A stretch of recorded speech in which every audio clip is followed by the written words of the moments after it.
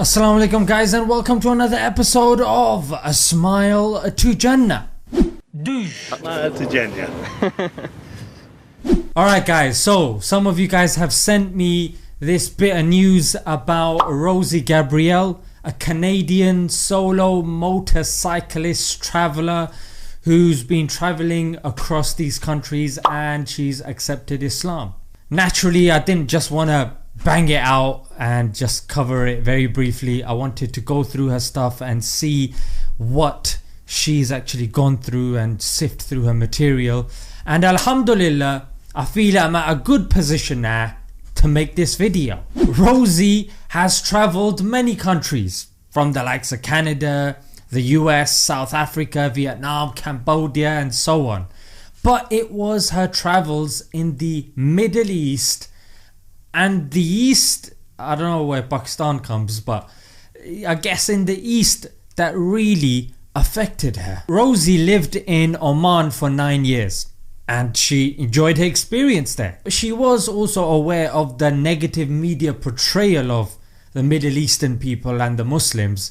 So rather than being those people that just sits and moans and complains, she decided to do something proactive and on a public platform that would actually reach people. So this was a big part of why I'm traveling and why I'm doing this, is just to show the world and inspire people and open people's minds and show them, look what's out there and look how friendly these people. Living in Oman for 9 years was all well and good, but it was only when she got on her motorcycle and started traveling and meeting the forgotten people, as it were, that's when she started to see the real Oman. And experience after experience, she noticed how selfless the people actually were and how genuinely kind and peaceful. Oh, we got some visitors. Salam alaikum, كيف حالك؟ Hello. ما في مشكلة. صورة. هلا صورة. في معي. Shukran Jazeera. Suleiman here was the father from the local village that I had visited yesterday. He was very intrigued to see me alone on the side of the mountain, camping by myself, and riding this giant motorbike. He then proceeded to offer his help to pack away all of my things. What an amazing fellow. Again, just reassuring my faith in humanity and people. And these people, they don't want anything. They don't want money. They don't want me. They just genuinely want to help. Because naturally people put her off by saying, you know, you're a solo woman, this can happen and that can happen. Like, there's this whole stigma and thing about Muslim countries and they're so dangerous. And okay, I'm sure there are parts of some countries that are dangerous. Yes, I'm not denying that. But the vast majority of these places are just full of beautiful people. Despite her travels, she's saying none of that happened. These experiences really touched her. It is so beautiful because, I don't normally cry like this. And I can share that with the world, and what a gift. What a gift. And people say, why do you do it? Aren't you scared?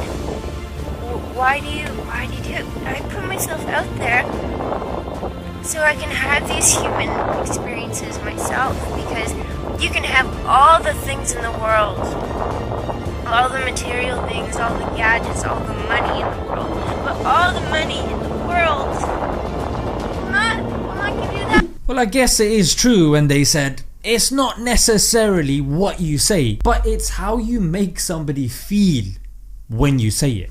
And after Oman, she visited Pakistan and she noticed more things, like how, you know, respectful the men were with regards to her chastity, and again the selfless nature of the people there. No matter where I go, I'm always around men all the time, and there's not one moment where I feel threatened, where I feel scared, where I feel disrespected.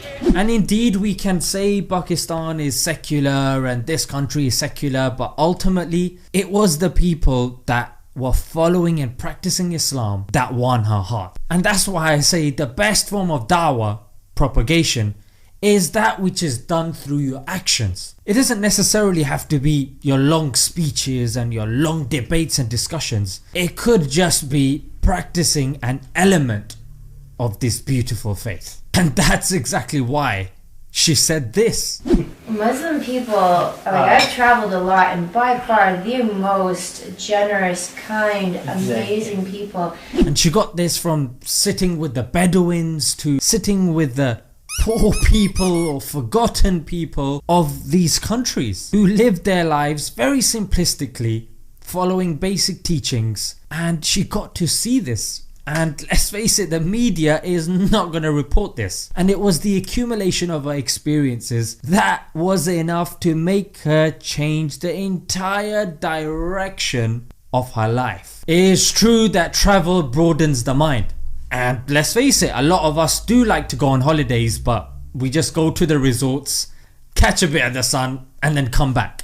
We don't get to meet the actual people of the country and experience the country and the culture. And when we leave these resorts to actually do so, it will increase our faith, because we'll get to see the beauty that Allah's put on this planet. And I want to end with this. If Rosie or somebody else who has accepted Islam is watching this video, I just wanted to say welcome to the family. Welcome to Islam. May Allah bless you, keep you steadfast, and grant you the highest ranks of paradise. It is not easy to change one's life, and naturally you've been doing something for years and years. Take one step at a time, and the start of any journey is difficult. Don't be put off. And you guys watching, don't forget to message her and show her your support, inshallah, and make her feel welcome. I'm going to leave it there, guys. Until next time, Assalamu alaikum